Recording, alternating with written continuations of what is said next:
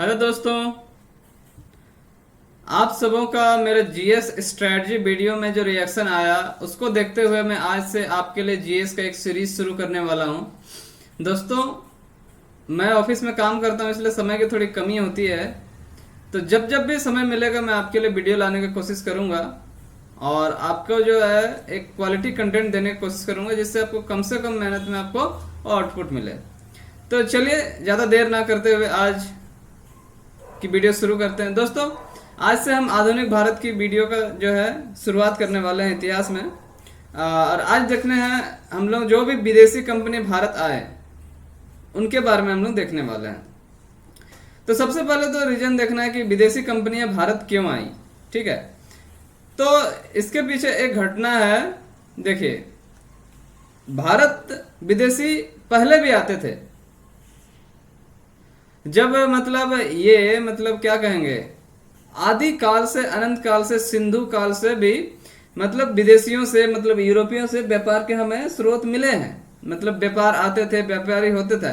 लेकिन ऐसी क्या बात हुई कि हम लोग मतलब एक इतिहास में एक चैप्टर को लेकर पढ़ते हैं कि मतलब विदेशी कंपनियों के आगमन का क्रम या विदेशी कंपनियों का आगमन ऐसे क्या हुआ इस समय। देखिए, सबसे पहली बात है कि मतलब ये 1453 की घटना है। 1453 की घटना है। ये रहा यूरोप और ये रहा आपका इंडिया। तो इनके बीच जो है ना, पहले एक सिल्क रूट हुआ करता था। आपने सुना ही होगा कि मतलब सिल्क रूट पे कब्जा किसका था? कनिष्क का। तो सिल्क रूट, इस रेशम मार्ग के थ्रू पहले व्यापारी आते थे, पैदल मार्ग से आते थे। वे अपने घोड़े वगैरह से अपने माल लेके जाते थे। ठीक है, तो 1453 में एक घटना होती है। इधर है आपका रोमन साम्राज्य और इधर आपका तुर्की का जो है ओटोमन साम्राज्य, ओटोमन साम्राज्य। तो 1453 में एक लड़ाई होता है कस्तुनतुनिया का। ये कस्तुनतुनिया यहाँ पर एक जगह है,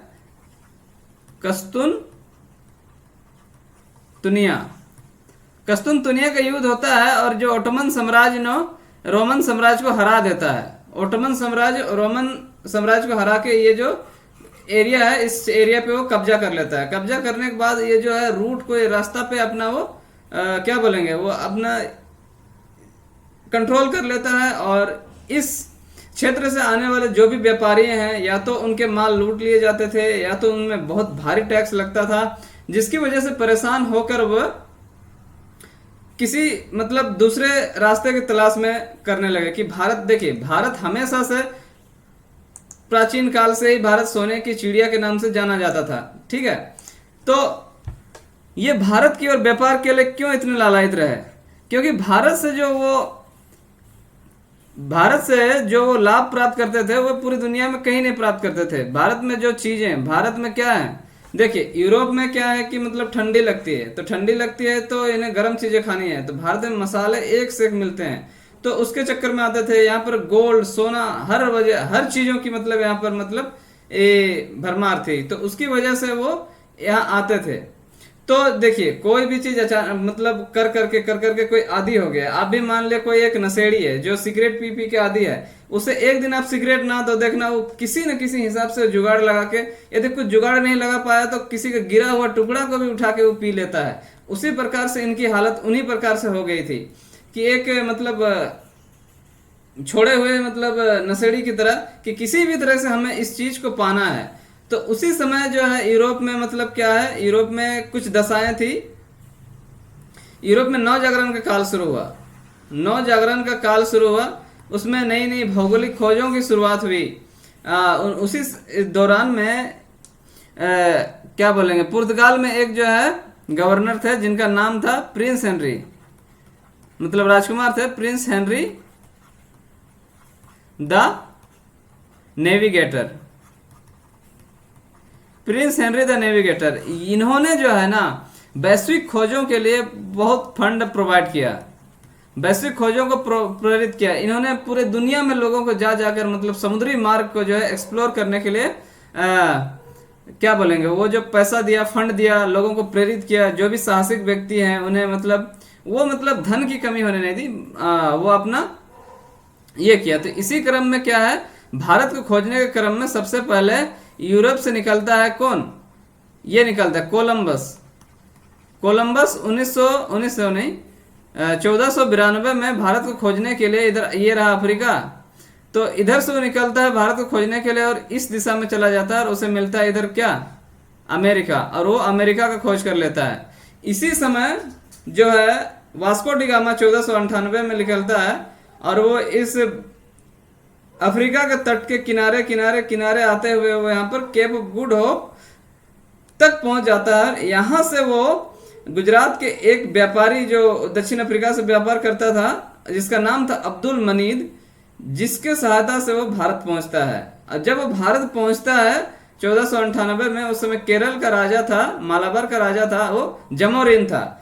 उस जो जमोरिन वास्को डी गामा का पूरा दिल से मतलब स्वागत करता है, पूरा एकदम भव्य स्वागत करता है। और फिर जब ये कोलंबस यहाँ से मसाले कपड़े लेके जाता है यूरोप, तो वो जो अपना यात्रा भत्ता और जो भी खर्चा हुआ सारा निकालने के बाद भी वो 60 गुना मतलब प्रॉफिट कमाया। इसका मतलब समझते हो 6000% का प्रॉफिट हुआ।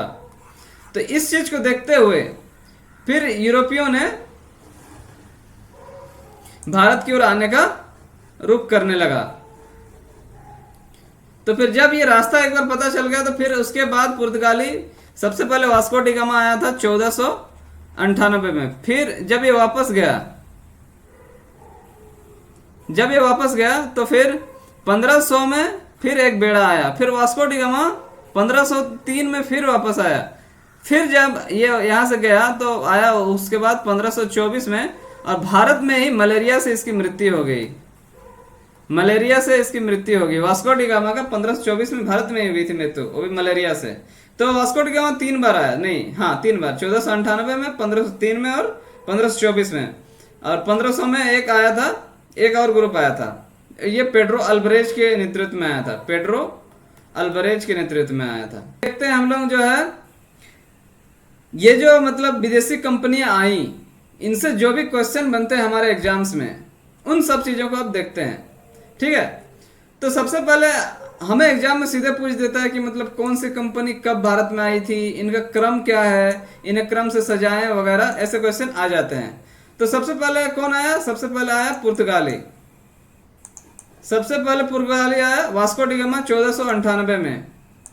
तो आपको याद रखना पड़ेगा, याद कैसे रखे, देखिए 1498 ऐसे याद हो सकता है, 14 का पहाड़ा 1498 ऐसे। यदि आप रटना नहीं है, ऐसे बस एक बार देख दिए तो बस हो गया कि 14 का पहाड़ा 100 तक सबसे पहले कौन आएगा, तो 1498 हो गया।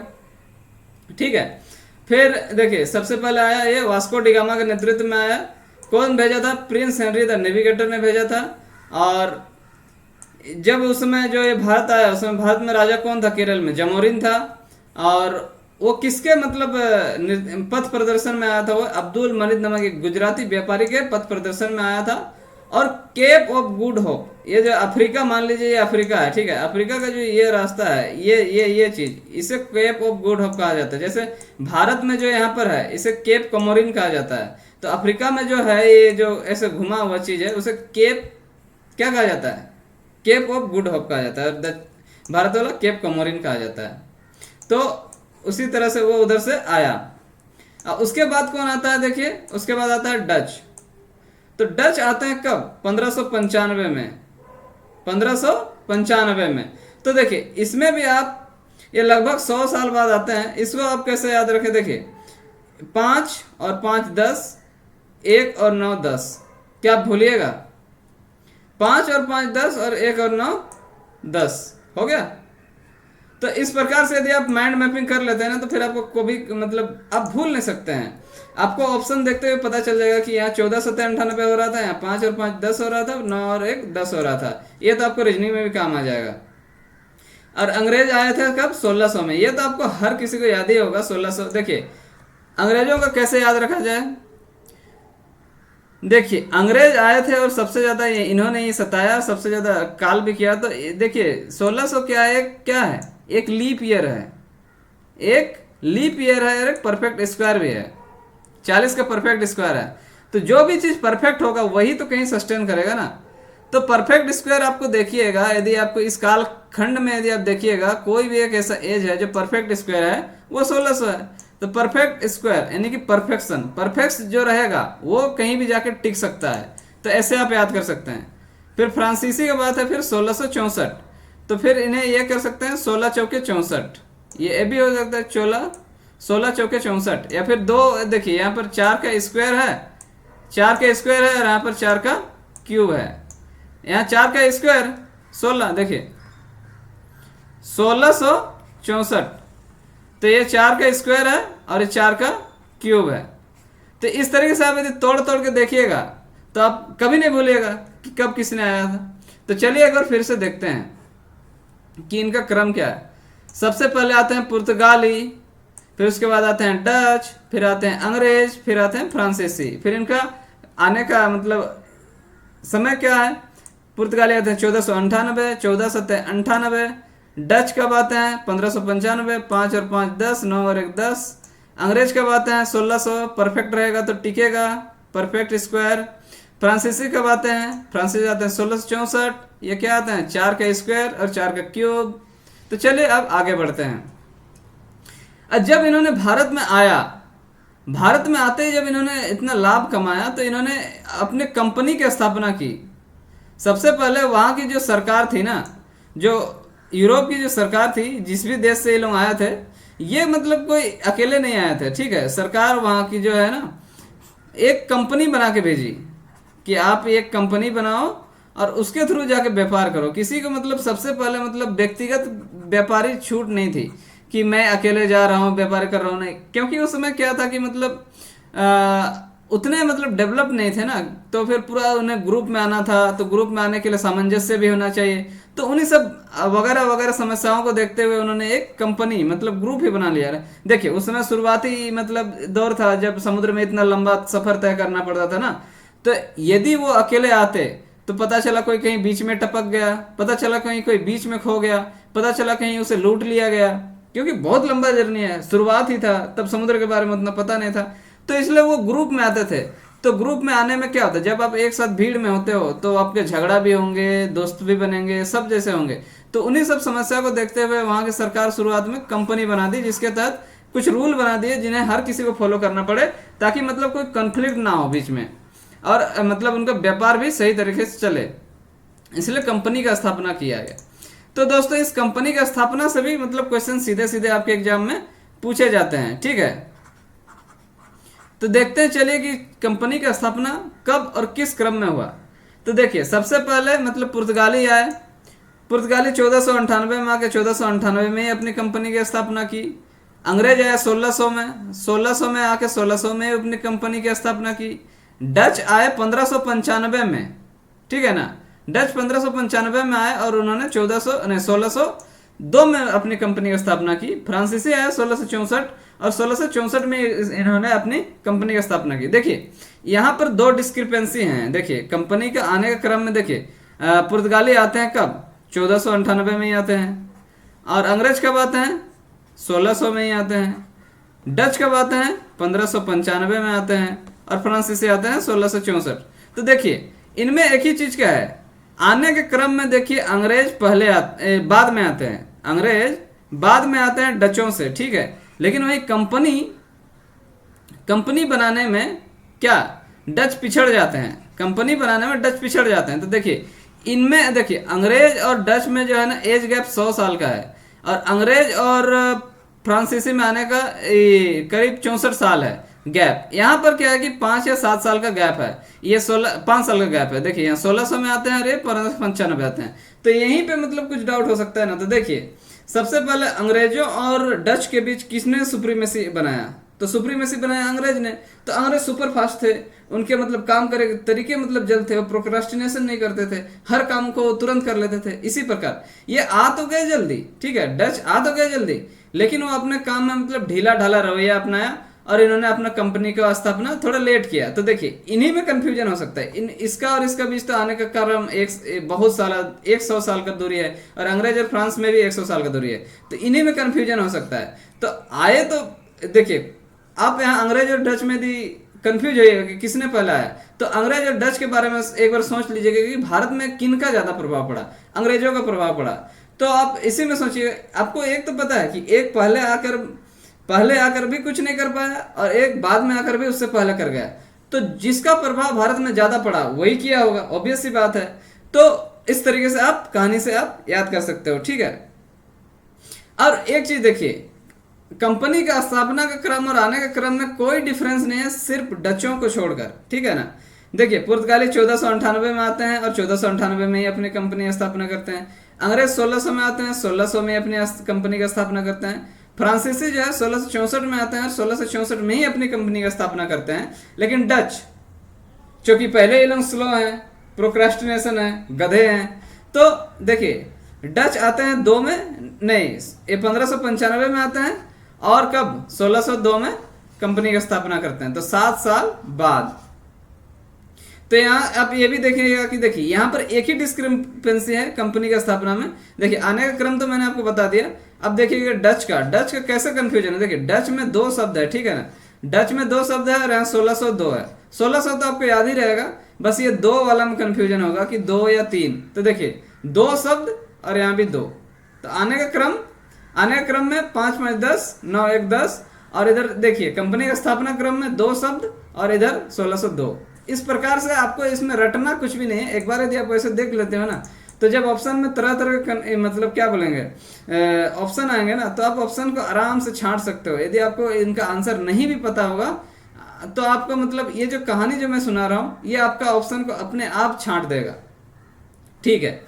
वो उनका कंपनी बन गया, वो व्यापार करने लगे, तो अब वो उनको व्यापार को अपना बढ़ाना था, ठीक है। अब उनके कुछ कुछ समस्या आने लगी, उन्हें यहाँ भारत में आकर ठहरना भी था, तो उनके लिए उन्होंने अपनी कोठी बनाने शुरू किए, मतलब घर बनाने शुरू किए, किले बनाने शुरू किए, जिसमें वो अपने मतलब व्यापार की चीज़ों को जो है ना खरीद के उसमें स्टोर कर सकें, स्टोर करें, फिर सेफ्टी रहे। तो अपना जितना ज़्यादा आप अपना काम को स्केल करते रहोगे उतना ज़्यादा आपको चीज़ों की ज़रूरत होगी। इसलिए इन्होंने अब यहाँ पर आके अपना कारखाना या मतलब गोदाम या कोठी की मतलब बनानी शुरू की। तो यहाँ से भी क्वेश्चन आ जाता है कि मतलब कौन सा कंपनी ने कब कहाँ मतलब व्यापारिक कोठी खोली, यहाँ से आपका सीधा क्वेश्चन आ जाता है। तो चलिए देखते हैं कि कब किसने कहाँ स्थापना की। तो सबसे पहले आते हैं पुर्तगाली। तो पुर्तगाली आकर सबसे पहले क्या, ये पुर्तगाली आया कहाँ से, देखिए पुर्तगाली आए थे इधर से, इधर केरला में आए थे ना। तो इन्होंने कोचीन में सबसे पहले अपनी व्यापारिक कोठी, जिधर से आए उधर ही व्यापारिक कोठी खोली। और कब खोली, 1503 में। 1503 में, इसको ऐसे भी याद कर सकते हैं 3 × 5 = 15, 3 से पूरा भाग जा रहा है, ठीक है। फिर उसके बाद अंग्रेज आते हैं। अंग्रेज कब बनाते हैं, 1608 में। तो यहाँ पर एक कन्फ्यूजन होता है कि इन्होंने बनाने का स्टार्ट तो 1608 में सूरत में किया था, ठीक है। लेकिन उसके बाद ना जहांगीर को कुछ हुआ, जहांगीर से कुछ अनबन हुआ, उसकी वजह से जहांगीर ने इनका जो है ये कोठी बनाने को रोक लगा दिया। फिर उसके बाद ये रोक लग गया। फिर उसके बाद उन्होंने फिर आके इधर पूर्वी तट पर मसूलीपट्टनम में 1611 में अपनी पहली व्यापारिक कोठी मतलब बनकर तैयार हुआ। बनना स्टार्ट हुआ था सूरत में, लेकिन जहांगीर ने उसे रोक लगा दिया 1608 में, ठीक है। तो 1611 में मसूलीपट्टनम में पहली व्यापारिक कोठी, और ये जो 1608 में शुरू हुआ था ये जाके 1613 में पूरा हुआ, जब उन्होंने जहांगीर को खुश कर दिया। तो ये चीज है अंग्रेजों को लेकर। फिर देखते हैं डच आते हैं और ये 1595 में आते हैं। 1602 में कंपनी का स्थापना करते हैं और 1605 में क्या है, अपनी पहली व्यापारिक कोठी ये मसूलीपट्टनम में करते हैं। तो देखिए यहाँ पर अंग्रेज और डच दोनों साथ साथ आए थे, इनका पहली व्यापारिक कोठी इनका भी मसूलीपट्टनम में मतलब पूरा हुआ और इनका भी मसूलीपट्टनम में पूरा हुआ, ठीक है।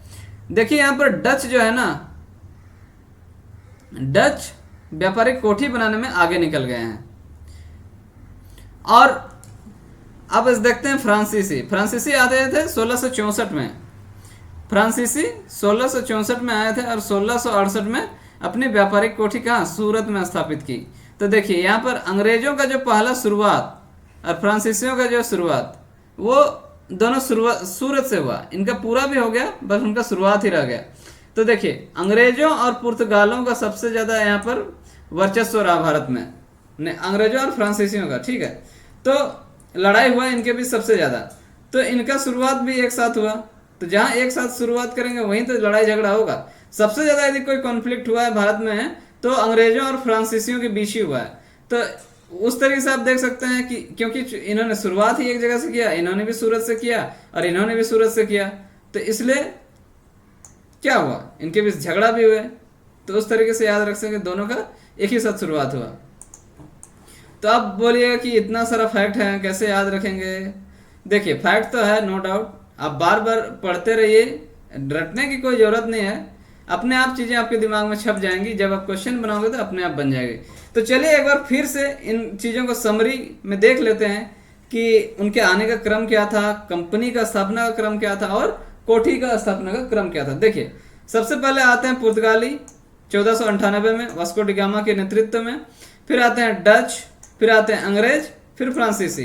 पुर्तगाली कब आते हैं 1498 में, फिर उनके कितना लगभग 100 साल बाद कौन आते हैं, डच आते हैं 1595 में। ये 1498 हो गया, 5 और 5 10, 9 और 1 10। अंग्रेज परफेक्शन 1600, फ्रांसीसी 4 का स्क्वायर 4 का क्यूब, ये हो गया 1664 में आ गया। फिर इसके मतलब देखिए सेम साल, जिस साल आया उसी साल कंपनी, ये जो है 7 साल बाद। तो आप याद रखिएगा कि मतलब कैसे याद रखेंगे 7 साल। देखिए 2 यहाँ पर 2 है और डच शब्द में भी 2 ही अक्षर हैं, तो 1602 खत्म कहानी। फिर जब आया उसी साल, फिर जब आया उसी साल, एक डच में ही थोड़ा सा डिफरेंस है। फिर आप देखें कोठी का स्थापना, ठीक है, ये 1498 में आते हैं, 1503 में करते हैं, ये 5 साल बाद, ठीक है, 5 साल बाद। उसके बाद देखिए यहाँ फिर वो चीज देखिए पता चलेगा 5 साल बाद ना, तो 3 पछे 15, 3 पछे 15, 3 पछे 15, 5 साल बाद 3 पछे 15, 1503। उसके बाद देखिए ये आते हैं फिर डच, फिर इसके 3 साल बाद 2 + 3, 3 साल बाद ये कहा मसूलीपट्टनम में 1605 में अपनी कोठी की स्थापना करते हैं। अंग्रेज आते हैं 1600 में कंपनी की स्थापना होता है। फिर उसके 8 साल बाद देखिए 8 दूना 16, 8 दूना 16 सूरत में स्टार्ट होता है, लेकिन ये पूरा नहीं हो पाता है। फिर 1611 चूंकि इन्हें बनना था क्या, सुपर पावर, फर्स्ट नंबर में रहना था, इसलिए जो एक इन्हों को चाहिए था एक नंबर हम लोगों को रहना है, तो इसलिए एक एक देखिए एक आया। तो इस प्रकार से आप याद कर सकते हैं 1611। फिर यही 5 साल बाद पूरा होता है 1613 में। फिर फ्रांसीसी आते हैं 1664, चूंकि देखिए यहाँ 4 का ही संबंध है, 4 का स्क्वायर है, 4 का क्यूब है और यहाँ 4 साल का अंतर है बस। अब देखिए चूंकि ये पुर्तगाली केरल में आते हैं तो कोचीन में स्थापना करते हैं, मसूलीपट्टनम। अंग्रेज और मतलब डच एक साथ आते हैं तो दोनों का एक साथ पूरा होता है, मतलब एक जगह पे पूरा होता है। और सूरत जब फ्रांसीसी और अंग्रेज चूंकि इनका लड़ाई सबसे ज्यादा भारत में हुआ, सबसे ज्यादा कॉन्फ्लिक्ट हुआ था, तो ये मतलब क्या कहेंगे, तो इसका शुरुआत भी शुरुआत पे हुआ और इनका भी शुरुआत पे हुआ। इस प्रकार से आप याद रख सकते हैं। तो चलिए दोस्तों, यदि अच्छा लगा तो थैंक यू, मिलते हैं नेक्स्ट वीडियो में।